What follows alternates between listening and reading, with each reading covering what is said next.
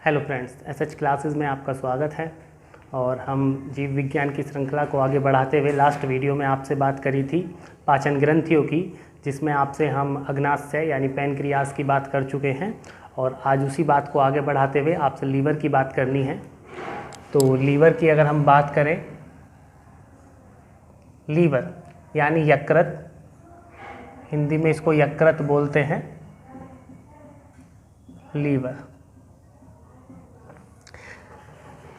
इसका अगर आकार की बात करें तो कुछ इस प्रकार का इसका आकार होता है,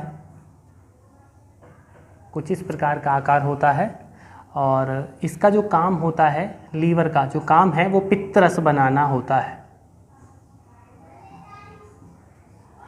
लीवर का काम होता है पित्तरस को बनाना, लेकिन लीवर पित्तरस को बनाने के बाद में अपने पास नहीं रखता।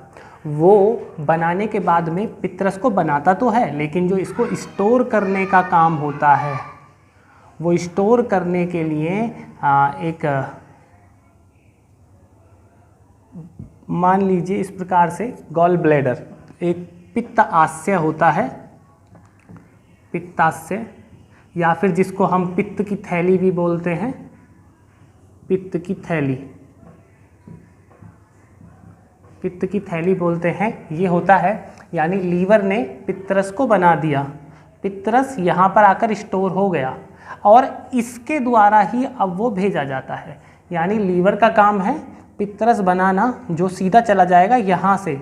अब इसका काम होता है कि आप मान लीजिए यहाँ से एक नली इसमें जोड़ दें, इसका काम है उसको भेजना, कि हमारे इंटेस्टाइन वगैरह में भेजना। कहाँ से? जब मैंने आपको बताया था, जब आहार नाल पढ़ रहे थे, कि गॉल ब्लैडर जाएगा, जब आमाशय से खाना आंत की तरफ पहुंचता है तो गॉल ब्लैडर से उसमें बाइल जूस यानी पित्तरस पहुंचेगा और वातावरण को क्षारीय बना देगा। और वो क्षारीय वातावरण जब बन जाएगा तो उसके बाद में ट्रिप्सिन अपना काम करता है, जो कि प्रोटीन वगैरह को पचाने का काम करता है।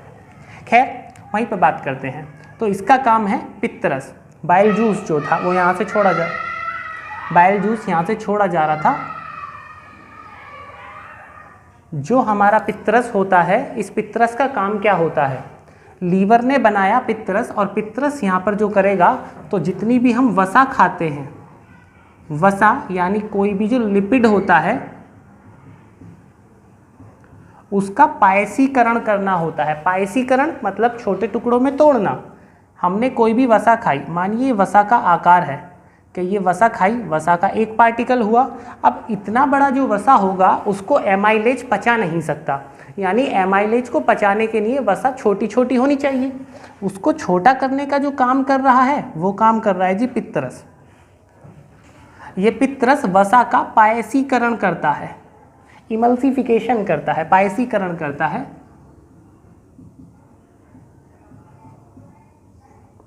पायसीकरण कर दिया, और जैसे ही वसा का पायसीकरण हो जाएगा, यानी वो छोटे टुकड़ों में टूट जाएगी, वसा छोटे टुकड़ों में, अब ये छोटे छोटे टुकड़ों में टूट जाएगी, और उसके बाद जो हमारा एंजाइम था एमाइलेज, वो उसको पचा देगा। खैर, लीवर का काम हुआ पित्तरस बनाना, उसको स्टोर करता है गॉल ब्लैडर यानी पित्ताशय या पित्त की थैली। और इसका होता क्या है कि होने पे भाई ये वसा का पायसीकरण छोटे टुकड़ों में तोड़ता है, ताकि उस पर एंजाइम, जिसका नाम एमाइलेज होता है, हाँ लाइपेज, एमाइलेज नहीं लाइपेज,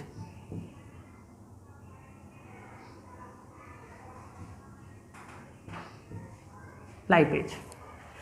एमाइलेज तो हमारी लार में होता है, जो लाइपेज होता है उसका काम होता है उसको पचा देना। खैर, पचा दिया। पचाने के बाद कई बार क्या होता है,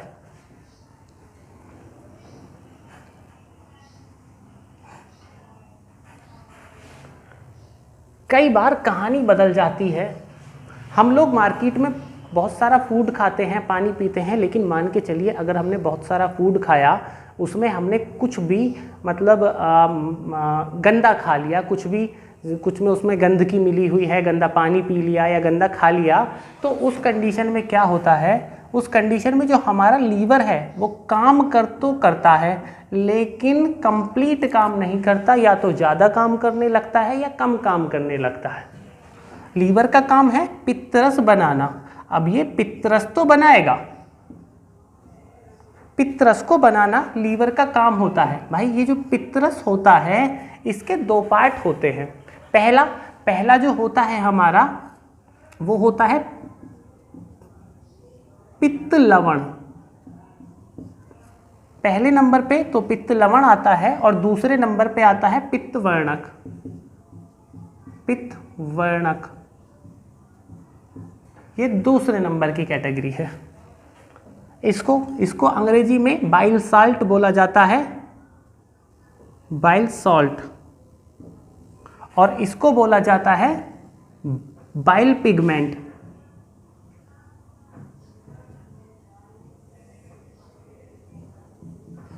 बाइल पिगमेंट, ये बाइल सॉल्ट हुआ, ये बाइल पिगमेंट हुआ। जो पित्त रस है इसके दो भाग होते हैं। देखिए ये वाला जो भाग है जो बाइल सॉल्ट के नाम से या पित्त लवण के नाम से हम लोग जान रहे हैं, इसका काम होता है कि ये वसा का पायसीकरण कर दे। इसने वसा को छोटे टुकड़ों में तोड़ दिया, वसा को छोटे टुकड़ों में तोड़ दिया जी। इसने वसा को छोटे टुकड़ों में तोड़ा। लेकिन जो हमारा पिगमेंट है, वर्णक का मतलब होता ही रंग से है। जो वर्ण होता है, वर्ण का मतलब या तो भाग होता है या फिर रंग होता है। जैसे आपने फिजिक्स में पढ़ा होगा प्रकाश का वर्ण विक्षेपण, उसी तरीके से जो यहाँ पर पित्त वर्णक है, वर्णक का मतलब रंग से है। मतलब ये बात क्लियर है कि इसमें रंग ही है। कौन सा रंग है? तो वो रंग इसके दो भागों के आधार पर है। जो पित्त वर्णक है इसमें दो भागों के आधार पर रंग है। दो भाग हैं इसके। पहला तो है बिलीरुबिन,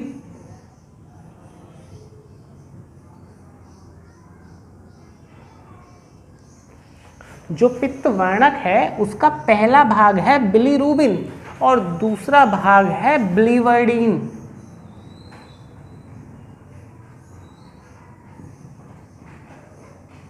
बिलीरुबिन और बिलीवर्डिन। ये जो बिलीरुबिन है या तो ये पीला होता है या फिर ये केसरिया यानी नारंगी टाइप से होता है।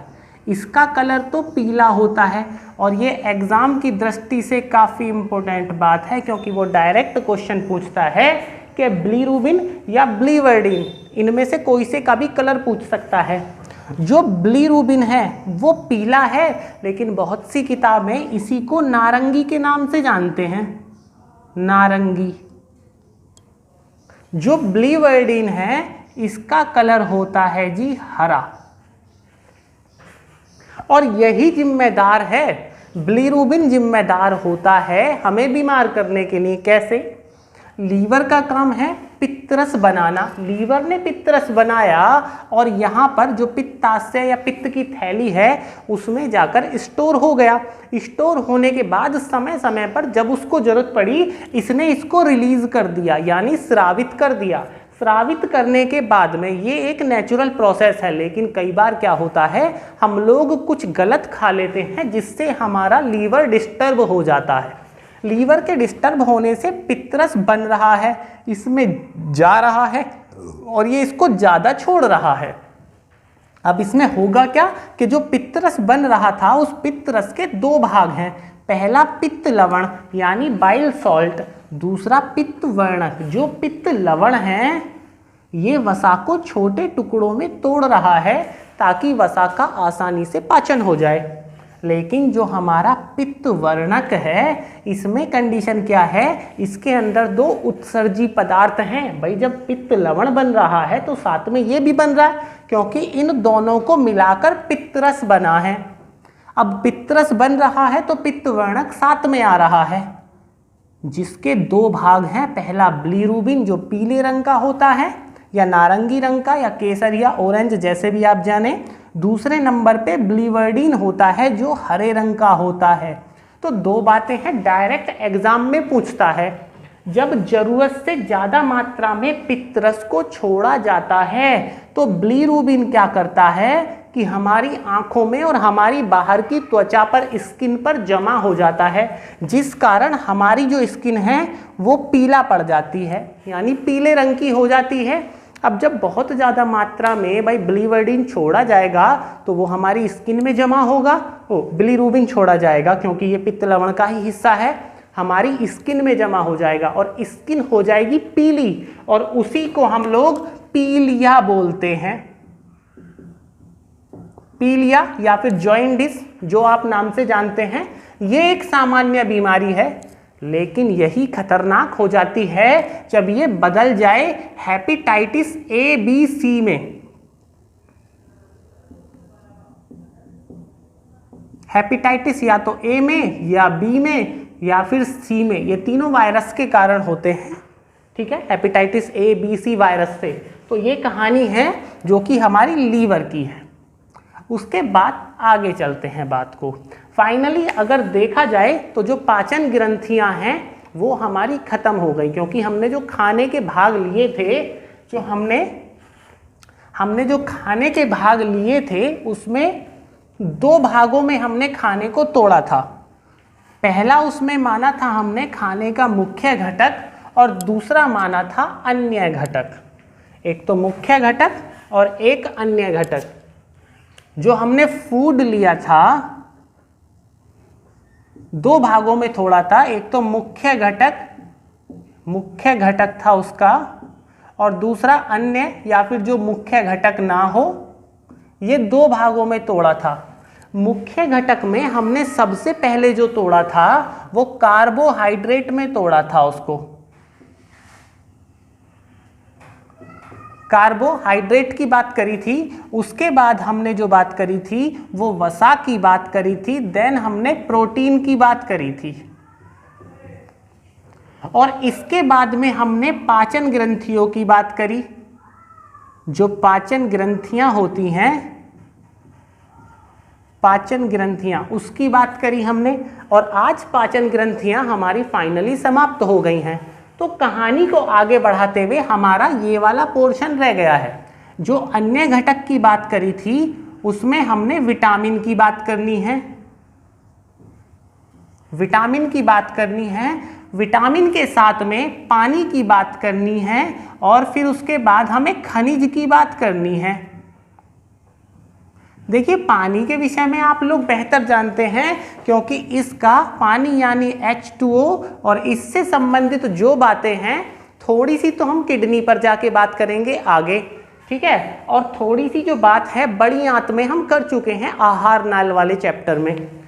उसके बाद बात आती है खनिज की। तो खनिज भाई हमारी बॉडी में जो चाहिए होते हैं, सबसे पहले नंबर पे आयरन चाहिए होता है, और आप लोगों को पता है भाई आयरन की आवश्यकता होती है हमारे ब्लड में और मांसपेशियों में। देन कैल्शियम की आवश्यकता होती है, कैल्शियम भाई हड्डियों के लिए चाहिए होता है।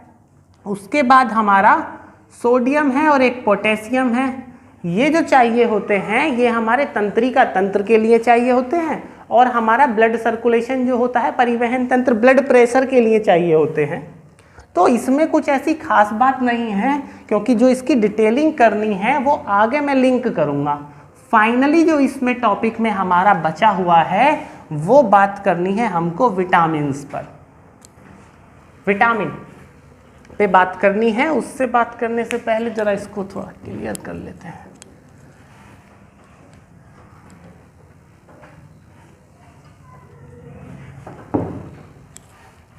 देखिए जो विटामिन का टॉपिक है ये काफ़ी इंपॉर्टेंट टॉपिक है, और छोटे एग्जाम में इससे अक्सर क्वेश्चन पूछ लिया जाता है। लेकिन मैं आपसे फिर एक बात कह रहा हूँ कि आप वीडियो पर कमेंट करके बताइएगा। आप लोग कमेंट नहीं करते हैं कि वीडियो में कैसी लग रही है, और क्वेश्चन हो तो क्वेश्चन पूछिए, और जो मैं क्वेश्चन पूछता हूँ उनके आंसर किया करिए। विटामिन, सबसे पहली बात ये आती है कि जो विटामिन है इसकी खोज फंक ने करी थी। ये लगभग 1912 की बात है, फंक ने लगभग 1912 में करी थी। हमारे पास वैसे विटामिन कई प्रकार के होते हैं, लेकिन हम दो भागों में विटामिन को बांटकर देखते हैं।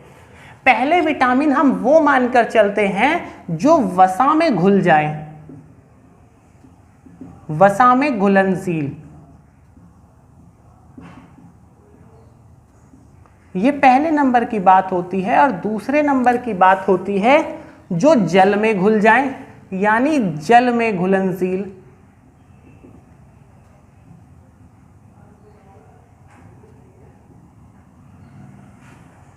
अब आपको या तो ये वाले याद रखने हैं या फिर ये वाले याद रखने हैं, क्योंकि विटामिन कुछ ही होते हैं, ऐसा नहीं है बहुत सारे होते हैं, कुछ नॉर्मल, ज़्यादा संख्या नहीं है इनकी। या तो इन्हें याद रख लो या इन्हें याद रख लो। बेहतर तरीका है कि आप जल में घुलनशील विटामिन याद रखें, क्योंकि जैसे ही जल में घुलनशील विटामिन आपको याद हो जाते हैं, बचे कुचे वसा में घुलनशील हो जाएंगे। जल में घुलनशील विटामिन मात्र 2 होते हैं, विटामिन बी और विटामिन सी। इसके अलावा जितने भी बचते हैं वो सारे के सारे वसा यानी लिपिड वो वसा में घुलनशील होते हैं। तो कौन कौन से बचे? पहले नंबर पे ए बचा, दूसरे नंबर बी और सी यहाँ पर आ गया, डी आ गया, उसके बाद ई आ गया, देन के आ गया। यानी 4 विटामिन हैं जो वसा में घुलनशील हैं और 2 विटामिन हैं जो जल में घुलनशील हैं। हमें 1 बाय 1 सबके बारे में बात करनी है। विटामिन की खोज फंक ने करी थी, 2 भागों में बांटा गया है, वसा में घुलनशील देन जल में घुलनशील। जल में घुलने वाले बी और सी हैं, जबकि वसा में घुलने वाले बचे कुचे रह जाते हैं, जिनके ए, डी, ई और के। एक एक करके सबकी बात करते हैं। पहले नंबर पे विटामिन ए की बात करते हैं। विटामिन ए, जो विटामिन ए है इसका रासायनिक नाम है रेटिनॉल। वैसे विटामिन ए की चर्चा हम अपने सबसे पहली वीडियो, जो बायोलॉजी की सबसे पहली वीडियो थी, आंख पर चर्चा करी थी, उसमें काफ़ी डिटेल में इस पर मैं बात कर चुका हूं, लेकिन मैं फिर भी बता रहा हूं, कुछ क्वेश्चन जरूर छोड़ूंगा। विटामिन ए, इसका जो रासायनिक नाम होता है वो रेटिनॉल होता है, लेकिन रेटिनॉल होता क्यों है ये बात आप कमेंट करके बताइएगा। विटामिन ए मिलता कहाँ है? विटामिन ए वहीं मिलता है जहां पर हमको थोड़ी सी भी वसा प्राप्त हो जाती है, यानी वसा वाले पदार्थों में विटामिन ए मिल जाता है। भाई हम इसको वैसे जो सबसे अच्छा स्रोत विटामिन ए का मानते हैं, उसमें हम सुनहरा चावल मानते हैं। जो गोल्डन राइस होता है, चावल, सुनहरा चावल होता है। उसके अलावा जो गाजर होती है, जो गाजर है वो भी विटामिन ए का अच्छा स्रोत माना जाता है, गाजर। वैसे टमाटर भी विटामिन ए का अच्छा स्रोत मानते हैं। गाजर, सुनहरा चावल और टमाटर। अगर विटामिन ए की कमी हो जाए तो हमको एक रोग हो जाता है जिसको हम नाइट ब्लाइंडनेस के नाम से जानते हैं, यानी रतौंधी। रतौंधी क्यों हो जाती है कमेंट करके बताइएगा, क्योंकि आंख वाली वीडियो में मैं आपसे पहले ही चर्चा कर चुका हूं। लेकिन अगर आपको फिर भी याद नहीं आता है तो आंख वाला पहला लेक्चर आप खोल के देखिएगा, उसमें मैंने आपसे बात करी है कि रतौंधी क्यों हो जाती है और किस प्रकार से विटामिन ए का संबंध हमारी आंख में रेटिना से है। ठीक है, ये विटामिन ए की बात होती है। बात को आगे बढ़ाते हैं और चलते हैं विटामिन डी की तरफ।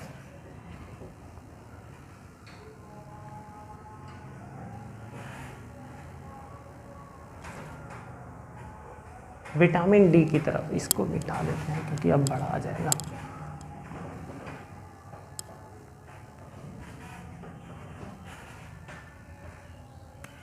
विटामिन डी,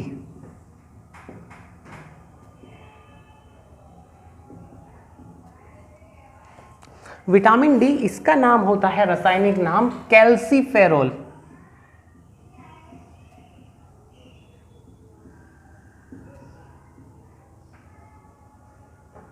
कैल्सीफेरोल करता क्या है जी? कैल्सीफेरोल ये हमारे शरीर में जो कैल्शियम होता है उसका अवशोषण करता है। यानी कैल्शियम हमारी बॉडी में है तो सही, हम पदार्थों से कैल्शियम खा तो रहे हैं लेकिन वो यूज में नहीं आ रहा है। कैसे भाई? यूरिन में चला जा रहा है, कैल्शियम को छान दिया जा रहा है। उसको यूज में लाने के लिए, यानी हमारी हड्डियों तक, मांसपेशियों तक पहुंचाने के लिए, उसका अवशोषण करने के लिए हमको विटामिन डी की आवश्यकता होती है। अगर विटामिन डी की शरीर में कमी हो जाती है तो हमको वो सभी रोग हो जाते हैं जो कैल्शियम की कमी से होते हैं, क्योंकि कैल्शियम तो था लेकिन विटामिन डी ना होने से वो अवशोषण नहीं होता। अब विटामिन डी हमको मिलता कहाँ से है? जो ये विटामिन डी है ये मिलता कहाँ से है? तो भाई पहला स्रोत है इसका अच्छा मांसाहार। अगर आप मांस मच्छी का सेवन करते हैं तो विटामिन डी की आपके शरीर में भरपूर मात्रा होगी। लेकिन अगर आप इसका सेवन नहीं करते हैं यानी मांसाहार नहीं खाते हैं तो दूसरा सबसे बेहतर तरीका है भाई धूप, सनलाइट, सूर्य की रोशनी, धूप। लेकिन कौन सी वाली धूप? यहां पर कंडीशन बनती है कि यहां पर जो धूप की बात करते हैं कि आपने देखा होगा अक्सर समुद्र किनारे कुछ लोग मतलब बहुत कम कपड़े पहनकर और बीच पर लेट जाते हैं, वो सनलाइट विटामिन डी ले रहे होते हैं। लेकिन विटामिन डी जो मिलती है वो मिलती कैसे है धूप से? क्या चक्कर है भाई? धूप में आप लोगों ने सुना होगा अल्ट्रावायलेट किरणें होती हैं। अल्ट्रावायलेट किरणें, अल्ट्रावायलेट यानी पराबैंगनी। और आज मैं जो बात आपको बताने जा रहा हूं उसमें से ये बात बहुत लोगों को नहीं पता चली होगी, क्योंकि आप लोगों को पता है पराबैंगनी किरणों से तो मात्र नुकसान होता है, यानी पराबैंगनी किरणें हानिकारक होती हैं। अब ये बात कुछ हद तक तो सत्य है लेकिन कंप्लीट फॉर्म में पूर्ण रूप से सत्य नहीं है, क्योंकि जो ये पराबैंगनी किरणें होती हैं वो 3 प्रकार की होती हैं। ये पराबैंगनी किरणें 3 प्रकार की होते हैं, जिसमें पहली अल्ट्रावायलेट ए होती है, दूसरी अल्ट्रावायलेट बी होती है और तीसरी अल्ट्रावायलेट सी होती है। पराबैंगनी किरण ए, पराबैंगनी किरण बी और पराबैंगनी किरण सी। जो पराबैंगनी किरण ए होती है ये मानव शरीर के लिए बहुत ज्यादा लाभकारी होती है और इसको ओजोन परत के द्वारा रोका नहीं जाता है, क्योंकि डायरेक्ट ओजोन परत में से ये आ जाती है निकलकर। कैसे आ जाती है? क्योंकि इससे मानव जाति को नुकसान नहीं होता। यही वो किरण है जो भाई विटामिन डी देती है। यही है वो किरण जिससे हमको विटामिन डी मिलता है। लाभकारी है क्योंकि अल्ट्रावायलेट ए विटामिन डी का निर्माण करती है। कैसे करती है? तो हमारी बॉडी पर जो ऑयल होता है जिसको हम इरगैस्टिरॉल के नाम से भी जानते हैं, ये उससे टकरा के विटामिन डी बना देती है। दूसरे नंबर पे आता है अल्ट्रावायलेट बी। ये नुकसानदायक मतलब नुकसानदायक हानिकारक होती है। ये अल्ट्रावायलेट के द्वारा इसी को मतलब ओजोन परत के द्वारा अल्ट्रावायलेट बी इसी को छाना जाता है, इसी को रोका जाता है। जो ओजोन परत ऊपर होती है वो इसी को रोकने का प्रयास करती है, इसी को छानती है। देन तीसरी कंडीशन में आता है अल्ट्रावायलेट सी। तो पराबैंगनी किरण का ये तीसरा भाग है जो कभी पृथ्वी तक नहीं पहुंच पाता।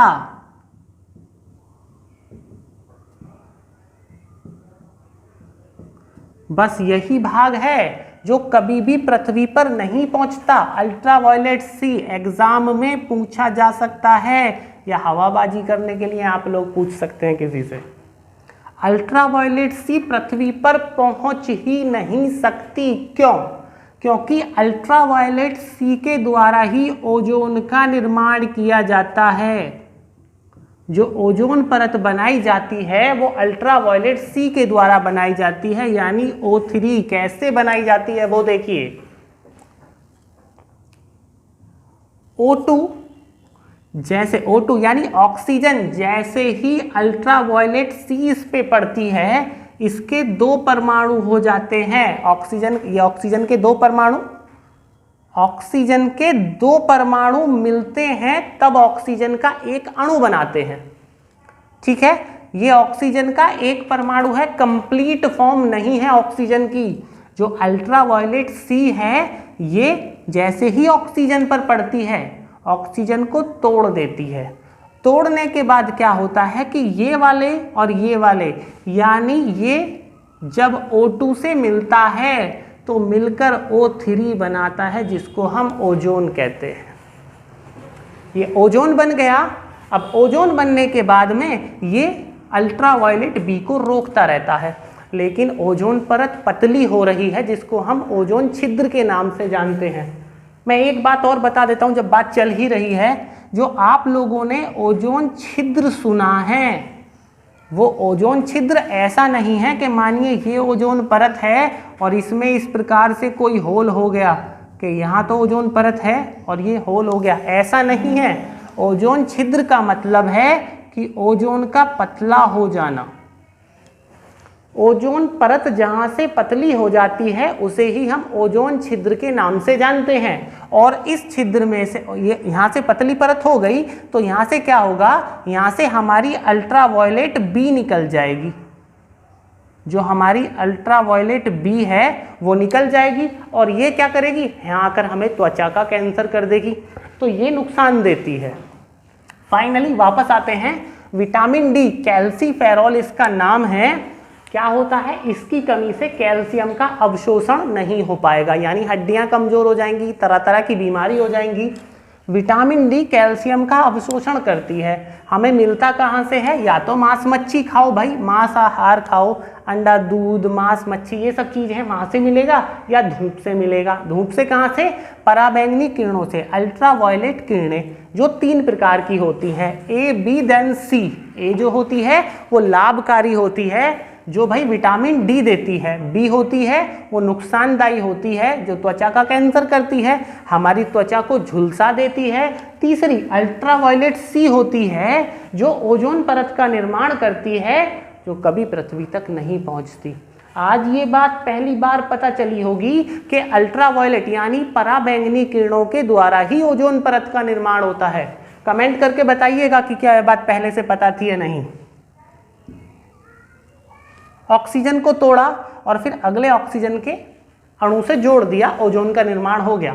फाइनली अगर विटामिन डी की कमी हो जाती है तो कैल्शियम का अवशोषण नहीं होगा, और नहीं होगा तो बीमारी हो जाएगी। कौन सी बीमारी हो जाएगी,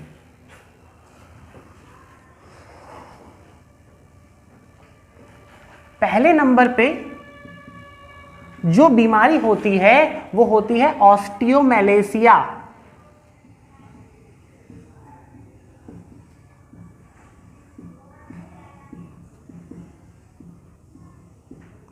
ऑस्टियोमेलेसिया या फिर ऑस्टियोमेलेसिस भी लिखा होगा कहीं, ऑस्टियोमेलेसिस। ऑस्टियोमेलेसिया या ऑस्टियोमेलेसिस दोनों में से कोई भी नाम मिल सकता है आपको लिखा हुआ एग्जाम में या फिर किसी भी बुक में। वैसे ये जो कहानी होती है, जो ये वाली बीमारी होती है, वो मुख्य रूप से महिलाओं में होती है। आपने सुना होगा घर की महिलाएं क्या बोलती हैं कि हमारी कमर में दर्द हो रहा है, मूव तो जब भी ऐड मूव का आता है तो आप देखिए मूव हुआ, आयोडेक्स हुआ, वो मोस्टली महिलाओं को टारगेट करते हैं। उनके पीछे भी बहुत लॉजिक है, वो अपनी दवाई का प्रचार कर रहे हैं लेकिन बता नहीं रहे कैसे। महिलाएं क्या होती हैं कि अक्सर घर में रहती हैं भाई, पंखे में, कूलर में या फिर एसी में, वो अपनी बॉडी को धूप नहीं लगने देती हैं। क्यों, चेहरा काला हो सकता है या फिर कोई और बात हो सकती है।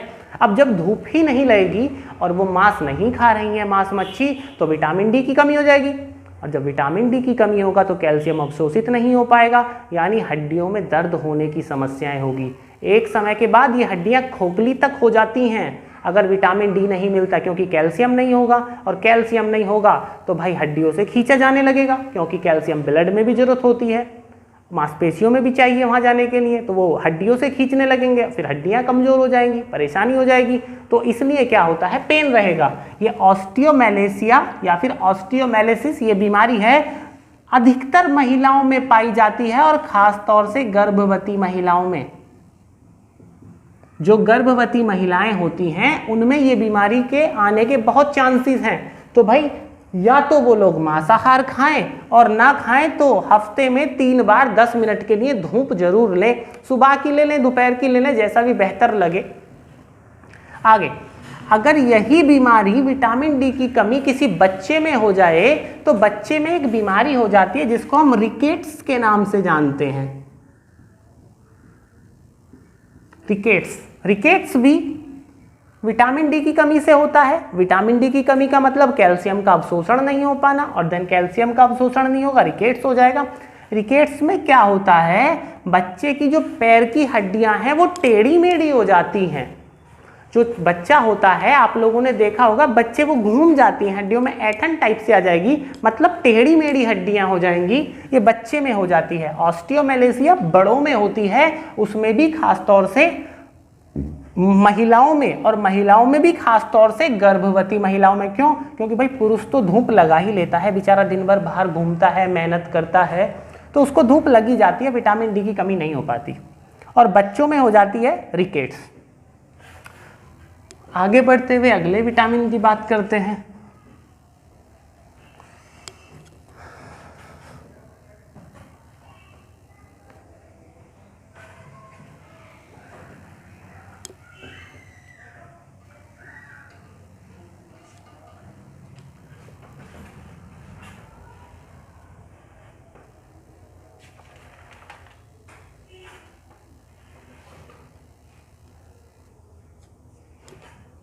अगला vitamin E.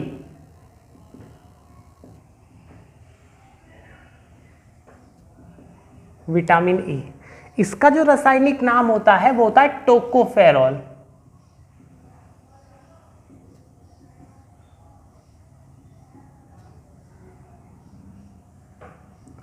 Tocopherol, vitamin E की बात करते हैं। ये एकमात्र ऐसा विटामिन है जिसको हम ब्यूटी विटामिन बोलते हैं, जिसको हम ब्यूटी विटामिन के नाम से जानते हैं, यानी सुंदरता के लिए जिम्मेदार है ये विटामिन। सुंदरता के लिए, कैसे सुंदरता के लिए? आजकल बड़े चलन में रहता है जो ग्वारपट्ठा नाम का एक पौधा होता है, लोग क्या करते हैं उसको दूध में उबालकर पीते हैं, कुछ लोग उसका हलवा बनाते हैं, और अक्सर क्या होता है महिलाएं या फिर लड़कियां अपने स्किन पर ग्वारपट्ठे को ऐसे छीलती बीच में से और उसको ऐसे रगड़ लेती है। क्यों? क्योंकि स्किन टाइट हो जाती है। कैसे? उसमें विटामिन ई का भरपूर स्रोत होता है, वो नेचुरल स्रोत है विटामिन ई का, वरना एकमात्र विटामिन ई का जो ग्वारपट्ठा है वही सबसे सस्ता स्रोत है, बाकी तो काफ़ी महंगे स्रोत होते हैं विटामिन ई के। आप जो मुझे नाम याद नहीं आ रहा है 2-3 चीज़ों का, वो काफ़ी कॉस्टली रहती हैं। वैसे बादाम में भी विटामिन ई होता है, भाई बादाम है अब 1000 रुपये किलो आता है, ग्वारपट्ठा आपको पड़ोस में मिल जाएगा, आपके अपने घर में मिल जाएगा फ्री में। तो ये ब्यूटी विटामिन होता है, सुंदरता के लिए जिम्मेदार होता है। अगर विटामिन ई की कमी हो जाती है तो आपके चेहरे पे पिंपल यानी दाने निकल आते हैं भाई, जिसको फोड़े फुंसी हो जाते हैं, फोड़े हुए, फुंसी हुई, ये सब हो जाएगा चेहरे पे। झुर्रियां पड़ जाएंगी, चेहरे पे झुर्रियां आ जाएंगी, ठीक है। ये बुढ़ापा जल्दी आएगा आपका। अगर विटामिन ई की कमी होती है शरीर में तो आपका बुढ़ापा जल्दी आएगा, यानी यंगनेस कम हो जाएगी। और सबसे बड़ी बात तो ये आती है कि अगर विटामिन ई की कमी पुरुषों में होती है, भाई ये सब कहानी तो महिलाओं की हुई, क्योंकि महिलाओं ही श्रृंगार पर ज़्यादा ध्यान देती हैं, पुरुष श्रृंगार पर कम ध्यान देते हैं। लेकिन फिर भी अगर विटामिन ई की कमी पुरुषों में हो जाती है, पुरुषों में हो जाती है तो बड़ा नपुंसकता आ जाती है। नपुंसकता यानी जो आपका शुक्राणु स्पर्म होगा, स्पर्म यानी शुक्राणु, उनकी संख्या कम हो जाती है। भाई जो आजकल बड़ा चलन में चल रहा है कि अक्सर पुरुषों में शुक्राणुओं की कमी हो जाती है, जिससे क्या होगा, जिससे जो एग होगा, अंडा होगा, वो फर्टिलाइज नहीं हो पाएगा, यानी पिता बनने की संभावना कम हो जाएगी।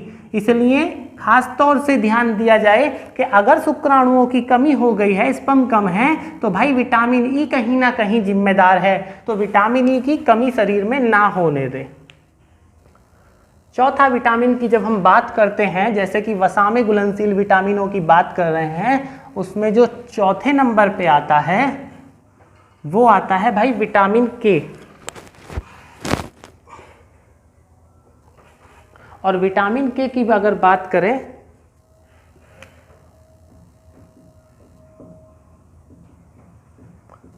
विटामिन के,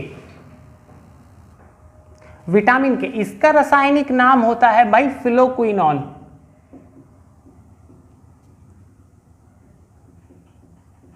फिलोक्विनोन इसका रासायनिक नाम होता है। इसका एकमात्र काम होता है भाई खून का थक्का जमाना।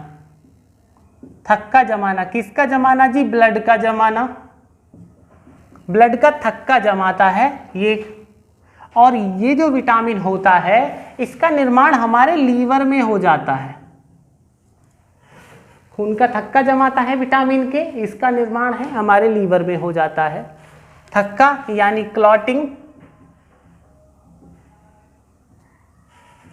क्लॉटिंग। एकमात्र ये बात है, 4 विटामिन थे, vitamin A, vitamin D, vitamin E and vitamin के। 4 विटामिन जो वसा में घुलनशील हैं। उसके बाद आते हैं जल में घुलनशील, जल में घुलनशील विटामिन। और ये 2 विटामिन होते हैं, एक तो विटामिन बी, देन दूसरा विटामिन सी। जो विटामिन बी है, विटामिन बी है, ये भाई 8 प्रकार का होता है और रासायनिक नाम भाई अलग अलग हो जाएंगे।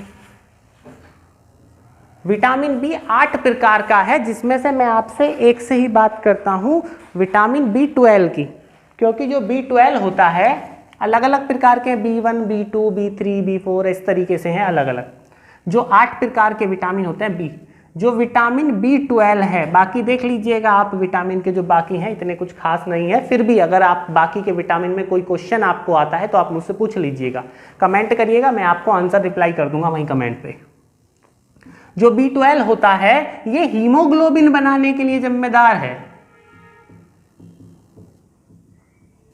ये इंपॉर्टेंट बात है, क्योंकि अगर विटामिन B12 की कमी होती है तो भाई रक्त की कमी हो जाएगी आपके शरीर में, और रक्त की कमी हो जाएगी तो बाकी सब बीमारी आप जानते हैं। कुछ बीमारियां मैं आपको बताऊंगा, क्योंकि रक्त की कमी होने से मैं रक्त के टॉपिक में भी बात कर चुका हूं। दूसरी बात आती है जी विटामिन सी की। जो विटामिन सी है, इसका रासायनिक नाम होता है वैसे विटामिन सी का, जिसको हम एस्कॉर्बिक बोलते हैं। एस्कॉर्बिक एसिड, एसिड का मतलब अम्ल, अम्ल का मतलब खट्टा। विटामिन सी, एस्कॉर्बिक एसिड भाई खट्टे पदार्थों में पाया जाता है, और एकमात्र ही विटामिन है ये जो मांस में और दूध में नहीं मिलता, वरना सारे विटामिन मिल जाते हैं, ए बी डी वी सब मिल जाते, कोई ना कोई सब मिल जाएगा। मांस में और दूध में सी नहीं मिलेगा। भाई क्यों नहीं मिलेगा, अगर आप लोग कमेंट करेंगे तो बड़ा अच्छा लगेगा सुन के। विटामिन सी अगर दूध में हो जाए तो क्या होगा, ये बात आप बताइएगा कि अगर विटामिन सी दूध में चला जाता है तो आखिर क्या होगा, क्योंकि दूध में विटामिन सी नहीं मिलेगा। एस्कॉर्बिक एसिड, अगर विटामिन सी की कमी होती है तो एक बड़ा पॉपुलर रोग है जो हो जाता है, जिसको बोलते हैं स्कर्वी। होता क्या स्कर्वी में, जो हमारे मसूड़े होते हैं ना, वो मसूड़े बड़े हो जाते हैं, उनसे ब्लड आने लगता है, तो समस्या हो जाती है, वो विटामिन सी की कमी से हो जाता है।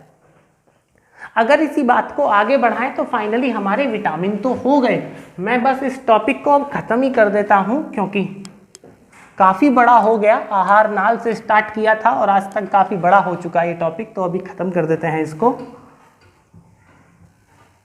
हमारा जो भोजन है, हम भोजन से ही शुरुआत करी थी और फाइनली भोजन पर ही आकर रुकते हैं हम।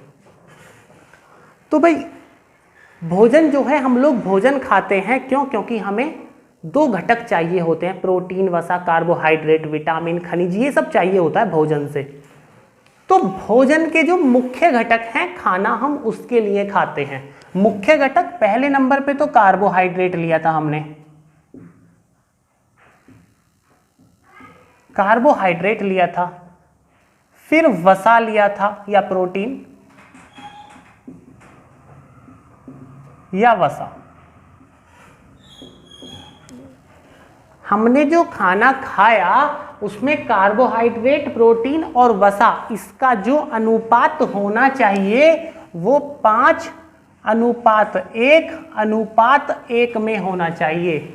यानी अगर हम 5 किलो कार्बोहाइड्रेट ले रहे हैं तो 1 किलो प्रोटीन होना चाहिए और 1 किलो वसा होनी चाहिए। लेकिन भाई कुछ किताबें हैं जो इस अनुपात को गलत बताती हैं और वो बोलती हैं कि 4:1:1 होना चाहिए। तो कार्बोहाइड्रेट, प्रोटीन और वसा, या फिर कार्बोहाइड्रेट, वसा और प्रोटीन, कोई फर्क नहीं पड़ता क्योंकि दोनों जगह 1:1 है। तो आप लोग एग्जाम में दोनों में से जो भी ऑप्शन आए ध्यान रखिएगा कि वो 5:1:1 पूछ रहा है या 4:1:1 पूछ रहा है। अगर ऑप्शन में दोनों आ जाए, अगर ऑप्शन दोनों का दे दे, चूज करना पड़े, तो आप 4 वाले को चूज करिएगा, 4:1:1, क्योंकि ये बेहतर होगा। वरना तो आप अपने हिसाब से देख लीजिएगा कि आपको जो बेहतर लगे उसको टिक करना है। फाइनली बात करते हैं खाने की। तो खाने का जो मतलब होता है वो मोस्टली प्रोटीन से ही होता है। भाई प्रोटीन चाहिए क्योंकि आपको पता है कि कुछ लोग तो ऑयल भी नहीं खाते हैं, कार्बोहाइड्रेट छोड़ देते हैं, भाई चावल छोड़ देते हैं, डायरेक्ट मीठा छोड़ देते हैं। मसल्स स्ट्रॉन्ग करने के लिए, बॉडी बनाने के लिए जो लोग बिल्डर्स होते हैं, बिल्डअप करते हैं, वो लोग इन सब चीज़ों को छोड़ देते हैं। बट वो प्रोटीन का सेवन लेते हैं, प्रोटीन उनको बराबर मात्रा में चाहिए होता है। लेकिन अगर प्रोटीन नहीं मिल पाता तो भाई कुपोषण हो जाता है। और भारत ऐसा देश है जहाँ पर कुपोषित लोग बहुत मिलते हैं क्योंकि प्रोटीन नहीं मिल रहा है। अगर प्रोटीन की कमी हो जाती है तो रोग होता है जो 1 साल से कम के बच्चे में होता है। 1 साल से कम का अगर बच्चा है तो उसमें एक रोग होगा जिसको हम मरासमस बोलते हैं। मरासमस, 1 साल से छोटा बच्चा होगा, ये बीमारी होगी मरासमस। भाई कोई इलाज नहीं है, या तो वो ऐसा ही जाइएगा या फिर मरेगा। इसको ठीक नहीं किया जा सकता। भविष्य में किया जा सके तो एक अलग बात है, अभी तक तो कुछ नहीं कर सकते इसका। मरासमस बहुत मिलते हैं ऐसे लोग, ये बीमारियां अभी बताते हैं। चलिए दूसरे नंबर पे होती है क्वासिओरकर, लेकिन वो 1 साल से, मतलब या तो 1 साल का बच्चा होगा या लगभग 1 साल का या 1 साल से बड़ा होगा। इस बच्चे में बीमारी होगी जिसको बोलते हैं क्वासिओरकोर।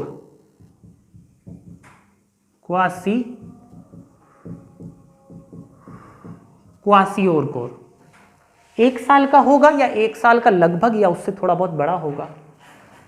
ये भी प्रोटीन की कमी से, भाई एक बीमारी ये हो गई, दूसरी बीमारी ये होगी। ये वाली जो बीमारी है इसको ठीक किया जा सकता है। कैसे? उसको प्रोटीन खिलाएं। भाई क्या खिलाएं? मांस मच्छी खिला दो। मांस मच्छी खाने के पैसे नहीं हैं, आप लोग वेज हैं कि भाई हम मांस मच्छी नहीं खाएंगे, तो कम से कम 1 हफ्ते में 2 से 3 बार बच्चों को सोयाबीन जरूर खिलाएं। भाई सोयाबीन तो सस्ती आती है, वो इतनी महंगी नहीं है। सोयाबीन की बड़ी मार्केट में मिल जाती है, 2-4 रुपए की खरीद लें। या तो पका के खा लें या फुलो के खा लें, तल के खा लें, बिना फुलोए खा लें, कैसे भी खाएं, बट सोयाबीन खाएं ताकि आप प्रोटीन की कमी शरीर में ना होने दें और कुपोषण के शिकार ना हो। क्वासिओरकर 1 साल के या उससे बड़े बच्चे में मिलती है, जिसका लक्षण क्या होता है? बच्चे का पेट बाहर आ जाता है। ऐसे मानिए जैसे प्रेग्नेंट पेट में बच्चा टाइप से हो, इस टाइप से पेट गोल मटोल, मतलब बाकी शरीर, उसकी बाजुएं बहुत पतली होंगी, हाथ पैर बहुत पतले पतले होंगे, बट पेट बहुत मोटा हो जाएगा।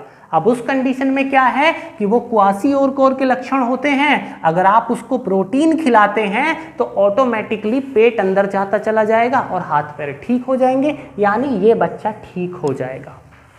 ये दोनों बीमारी हैं। और ये जो दोनों बीमारी मिलते हैं भैया, ये उड़ीसा के बारे में आप लोगों ने सुना होगा। उड़ीसा के कालाहांडी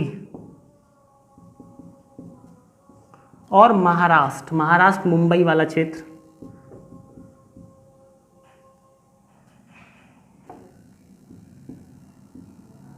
महाराष्ट्र के कुछ क्षेत्रों में, या तो उड़ीसा के कालाहांडी में या महाराष्ट्र के कुछ क्षेत्रों में ये बीमारियां मिलती हैं। वजह, क्योंकि लोगों पे पैसा नहीं है, खाना नहीं है। उसकी वजह ये नहीं है कि यहाँ का, भारत गरीब देश है, भारत अमीर देश है, बट यहाँ आय की असमानता है। एक व्यक्ति के पास बहुत अधिक धन है, एक के पास खाना खाने लायक भी नहीं है। मतलब एक के पास बहुत सारा है, दूसरे के पास बहुत कम है। इस कारण यहाँ पर ये समस्याएं चलती हैं। लोगों के पास खाने पीने के लिए भी नहीं है, इसलिए भाई खाने को कम से कम बर्बाद करो, ताकि खाने की जो डिमांड है वो थोड़ी कम हो जाए और उन लोगों तक भी खाना पहुँचे जिन लोगों को खाना नहीं मिल पाता है। आज का हमारा टॉपिक यहीं समाप्त होता है, कहानी को यहीं रोकते हैं। बाकी आपसे अगले वीडियो में मिलेंगे, लेकिन वीडियो को शेयर करिएगा। अच्छी लगी तो लाइक करिएगा, वरना बिल्कुल मत करिएगा। शेयर करिए, और ताकि हम आपके सामने भाई लाइव आ जाएं। और डाउनलोड मत करिएगा वीडियो को। Thank you.